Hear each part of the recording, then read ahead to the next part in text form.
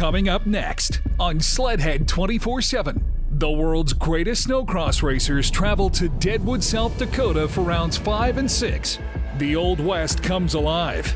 And as they say in Deadwood, say no rules, no regrets. In the Pro Light class, there's been a different winner in every round so far. The points leader Adam Peterson finds another gear as he turns the wheel for the Team LaValle Big Rig. Will Logan Christian find redemption in Deadwood? Find out if Deadwood delivers. Sledhead 24/7 starts now.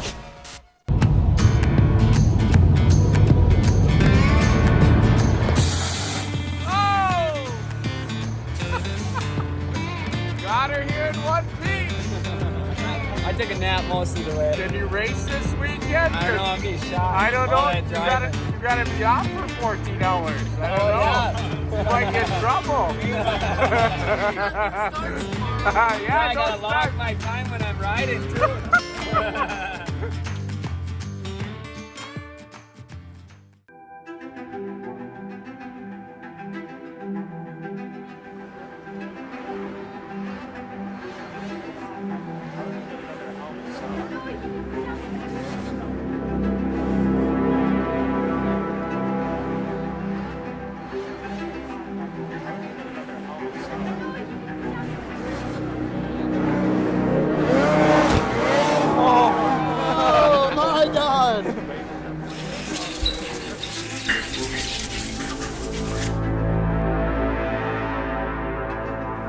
Deadwood, South Dakota for rounds 5 and 6 of the SNOCROSS series, and sitting third in points coming into the weekend.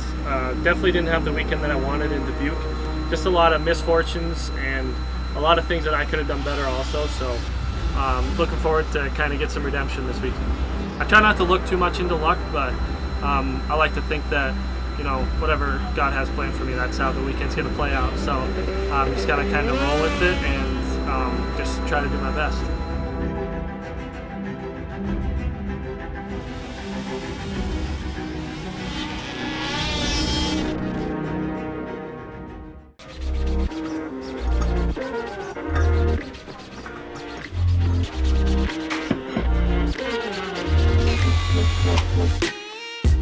My plan is to do better than all the other weekends.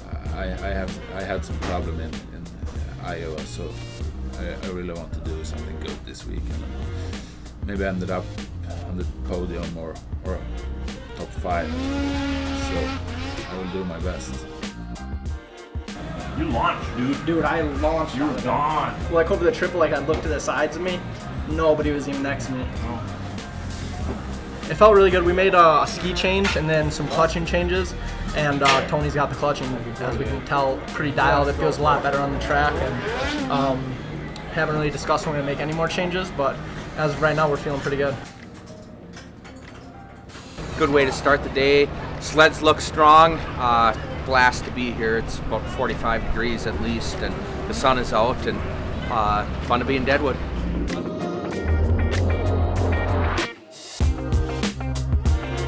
Like the start, not like it.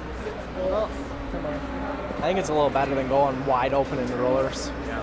I think so. I like the idea of having it be slower speed. Yeah. I really like that.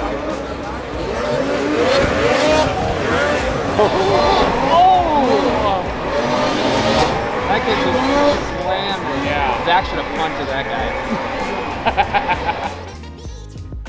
Yeah. So that ribbon what you cut out of there doesn't hurt a thing. No. Right. I had to do the same thing last year on it. The whoop section off the start line, I think that's going to be kind of tricky. The way that we come into that turn after the finish line jump, we kind of funnel into the same line, just being a tighter track.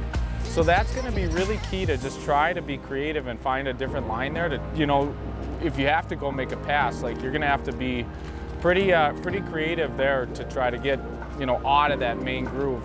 This about speeding up the rebound on the rear track shock to try and pop it out. I'm trying. We don't have much time. They changed that corner after the finish line. Did they? What did they do? It used to be like all kind of flat. Now they put a huge roller on the inside and like a bowl corner on. Yeah, so start is like nothing we've ever seen before. We came out here a day early and did a bunch of clutch testing, and it doesn't really pay because the start line is about 6 feet long and then right into a whoop section, which is good too because if you don't get a good start, it's all like pretty much talent, like getting through those first whoops. So, and I feel like I am pretty good at getting through them.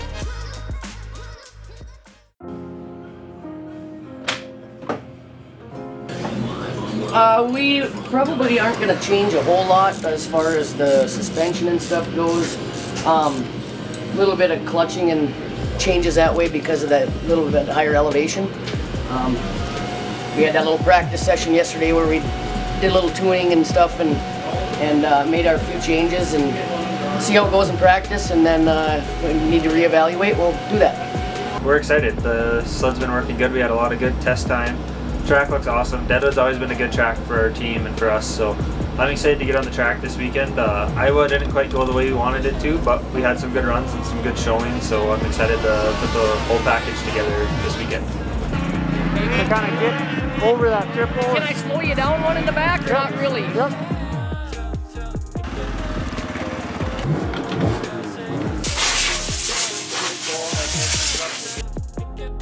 Still ahead, our teams queue up for the finals as the next chapter for this season is being written in round 5. And later, NASCAR great Eric Jones checks out the snowcross racing. But first, here's today's AMSOIL Tech Tip. Hey, Led Groom here. We're at the mechanical lab at AMSOIL, and we're talking about power valves today. There are many different designs available from the different manufacturers, but the main point is they have to be kept clean so that they can stay working to provide top performance. Now, some carbon is going to be normal since the power valve works in the exhaust stream of the engine. And today I'm here to show you some of the different designs that are offered and how we've actually tested them and been able to show you how they can be kept clean. So we've got an example here, lots of different moving parts. This valve is very active, very important that it stay clean. We've got an example here of what it looks like after we tested it. We've got also 2 other examples that have some less working parts but still need to be kept clean, and some examples of how they look after we tested them with Interceptor. So now you can clearly see how important it is to keep the power valves clean and trouble-free. That way you're not going to have any issues on the side of the trail. It also shows how AMSOIL can help provide for that. Sledhead 24/7 on CBS Sports Network is sponsored by Air Force, Aim High, by AMSOIL, Runs on Frito, by FXR, celebrating 25 years of speed, by Rocks, track, trail, or tree line, ride with Rocks, and by Ziegler Cat, exceptional service backing the best equipment. From the Black Hills of South Dakota, welcome to the U.S. Air Force SNOCROSS National at the Days of 76 event complex, our annual trek to Deadwood, South Dakota. And there is the takeoff. We may have had a jump on the start. Looked like maybe Theo Playa left a little bit early. We'll have to see if he gets the frilled up black flag. But right now, Lorenz has got the stud boy hole shot. And then here is Lorenz trying to hang on to the lead, but he's getting pressured from behind. He'll jet away a little bit. Look at that traffic jam there. Lorenz looking super comfortable and super fast. He'll work his way through the whoops here in front of the grandstands, through the U.S. Air Force flyaway. And for the first time this year, Nicholas Lorenz lights the flames in Deadwood as he wins in Pro Light. Holy cow, can you believe it? Woo! Good race, man. Great job, man. Congrats. Good job, Nicole. Great job. I knew it. I love it so much. Oh my God, I'm on cloud 9 right now. I couldn't be any more happy. I mean, our crew's been busting their ass all year, and to finally get one that pays off, it's just like huge weight off my shoulders. Like, this is my first one that I consider I won, and my last one last year was kind of handed to me, so this means a lot. I've never felt this good in my life. Wow, this is unbelievable. I mean, guys have worked so hard, and with the new motor, we knew the power was there, and we've had the guys from Roseau, the guys from the race department, and my crew have worked relentlessly to get this buggy running the way that it ran today, and Nick going 1-1-1. Hopefully that's just the beginning of a great rest of the season. Hey, Hood.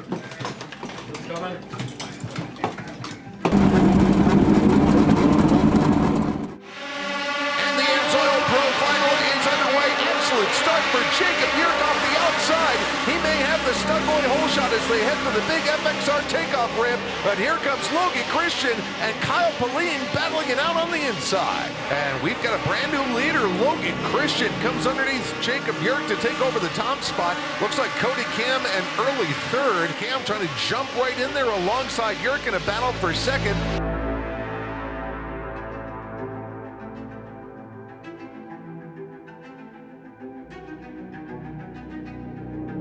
Make contact. Your race leader, Jacob Yerk, on his final trip around, works his way through the Skidoo rhythm section. And that will be the margin of victory from a career. We could be one position better, both of us, but I'll take this for now. It was a good push. It was definitely, I was riding as hard as I could. So, little frustrating, but the speed's there. I think we had fast lap in the final, so everything's there. We just got to put it together. When Sledhead 24/7 returns, it's a big Saturday of racing in Deadwood, and one of the fans on this day is NASCAR racing great Eric Jones. We'll get his take on the snowcross battles after a brief timeout. And the Deadwood track is known as the Martinsville of snowcross racing. This place is tight, it's racy, it's dramatic. With the weather we always have here, it's pretty predictable in that it's going to get rough very quickly. Track's going to develop character, and we saw that it brought the drama in round 5, so I would expect a bit of the same here in round 6, perhaps some more upsets. 10+2 here is it's a lot of laps, so the track gets pretty holed out, and but it makes for good racing. So. A lot less sore than I thought I was going to be. So I woke up this morning, and I mean, after the night's sleep that I got last night, it was not very good. I was waking up every time I'd turn over, and God was looking over me, and kind of kept the body as little bit sore as it could be. So that was a good one. Whatever you just laid down, that was a number 2 time. 23.3. Cody was a 22.6. To get to meet these guys, like I said, it's just funny to see the similarities. It's such a different form of racing and motorsports, but there's so many things that are similar to what we do as far as the team aspects and kind of how they adjust on their sleds and try to make them better through the night, and the way the track changes is neat to keep up with too. So He's the top of the top of the podium. He's using AMSoil. That makes him number 1. At the end of the race, auto fans without cheer. It's no secret, baby, they're drinking high-octane beer. Thank you kindly, folks. Oh, today is another opportunity. Today looks better than yesterday. I like the long set of whoops, and I like how they have it lift up before the finish line whoop section, so you can kind of change that up. Like in the final, it was a lot of like just big rollers that we were just kind of, jumping a little bit and just trying to keep the ground speed up. But it looks like it's going to be a little more of a racetrack today. Knock the inside half down, make that a double, and the outside a triple or whatever, so that way you could try to hopefully speed up the inside so there'd be more incentive to go there. Because right now nobody wants to use the inside because it's hard to get to. That GPS. That's the speed? Yeah. That's RPM. RPM. And then here's your speed. Get your fingers out here. That's where I draw the line. You don't like the fingers? Yeah. I'll get it.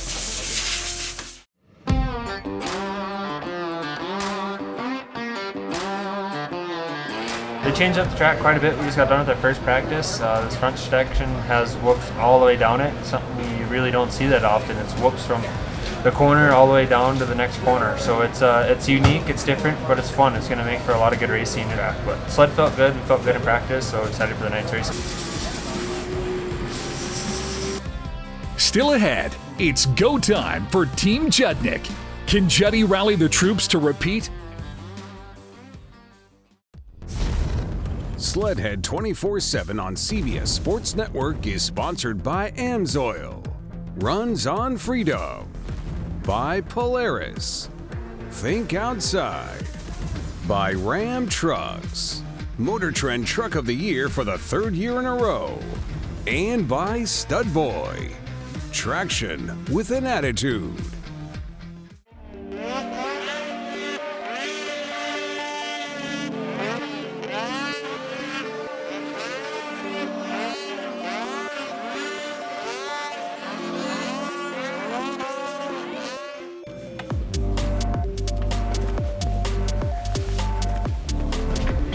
Yeah, that's it. Broke my glasses. Done for the day. Who beats up who? Dorsey, did you see that? These two beat on me all day. Piled on me.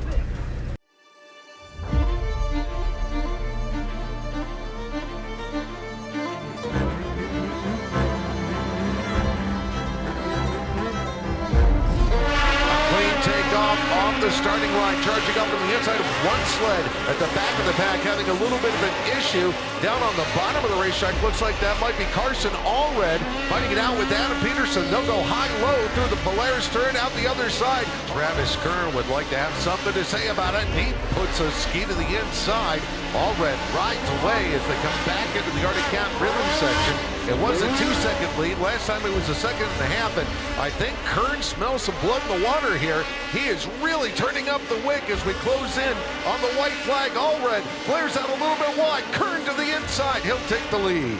As he comes down the straightaway toward the AMSOIL finish line jump, Travis Kern is a Pro Light winner here in Deadwood. My ski broke. His ski broke, Mom. The last 5 laps it was like broke.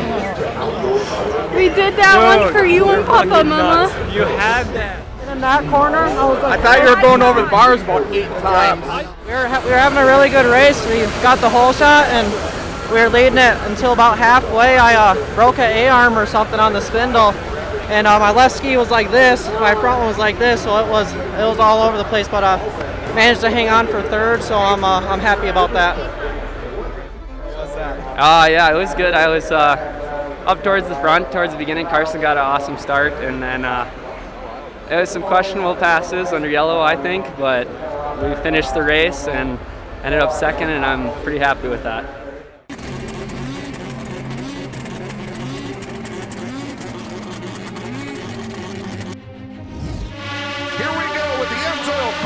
Here at the U.S. Air Force SNOCROSS National. Elias Ischel on the inside trying to get that stud boy hole shot 4 wide through there, and it looks like trouble for Logan Christian off the start. Meanwhile, Ischel has the lead. Now Kyle Pauline feeling racing, going outside here, trying to pull a power move on the Viking Rocket, who boxed down a little bit. Pauline runs into the back end of him and switches lane. Oh, and he's got the inside here on Ischel. Can he box him out of the corner? Not yet. They're going to go bar to bar. Kyle Pauline getting a little squirrel dog. Here comes Ischel to the inside. Bonsai move, punts out. Kyle Pauline, who goes to the outside of the berm, and the Viking Rocket is back on top. The point leader needed a clutch victory here at the U.S. Air Force SNOCROSS National. Check the box. Elias Ischel is on the top step in Deadwood.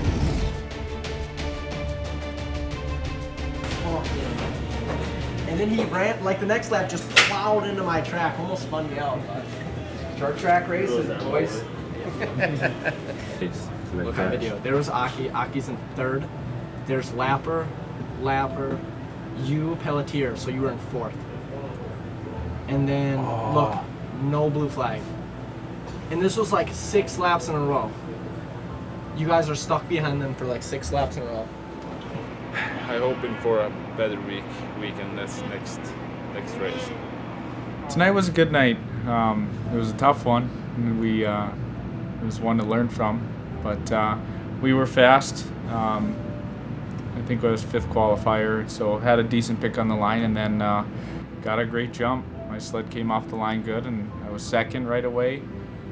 Made the pass. I was in the lead for a few laps, and Elias, I made a couple mistakes. Elias, he had a couple better lines. Well, that's what sucked. You know, after whoever started falling off, when you caught up to that pack, it was just, you watch them down that back stretch through the whoop section, and it's like.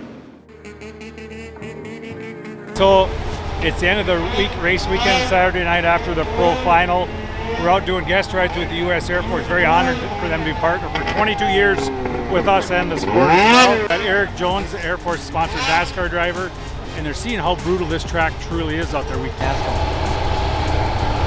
Hey, what'd you think of that? That was awesome.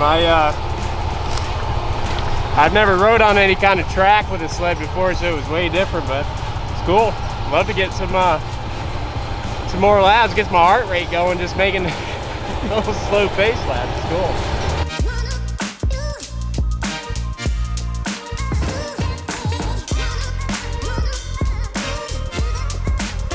Next week, our teams are challenged by a new foe, Mother Nature, as she serves up legit temps of 25 below zero. And with the wind chill, just call it what it is, bitter cold with red hot racing. Please join us next week as we travel to Fargo for the all-finished concrete Snowcross National, presented by Auction Block.